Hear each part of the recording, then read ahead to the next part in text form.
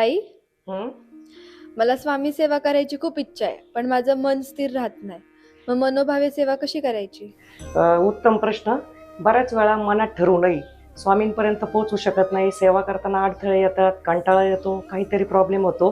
तर त्याच्यासाठी सगळ्यात पहिलं श्री स्वामी समर्थ सेवा मार्गामध्ये जवळचं केंद्र असेल, मठ असेल किंवा घरामध्ये स्वामींचा फोटो असेल तर नारळ खडीसाखर ठेवून विनंती करायची की महाराज, मला तुम्ही तुमचा शिष्य म्हणून पदरात घ्या. माझ्या चुका माफ करा इथून मागच्या, आणि माझ्या आयुष्याची दोरी तुमच्या हातात घ्या आणि माझ्याकडून सेवा करून घ्या. माझा योगक्षेम वाढवा आणि मला तुमचं आवडतं शिष्य व्हायचंय. तर ज्या ज्या नित्यसेवा माझ्याकडून होत नाही तर त्या करून घ्या. अशी जेव्हा आपण ब्रह्मांड नायकाला विनंती करतो त्यावेळेस आपलं मन स्थिर व्हायला सुरुवात होती. बऱ्याच वेळा आपल्या घराण्याचे पितृदोष असतात, कुलदैवतेचे दोष असतात. वर्षातून एकदा कुलदैवतेला गेलं पाहिजे, पितृश्राद्ध केलं पाहिजे. तर त्यानुसार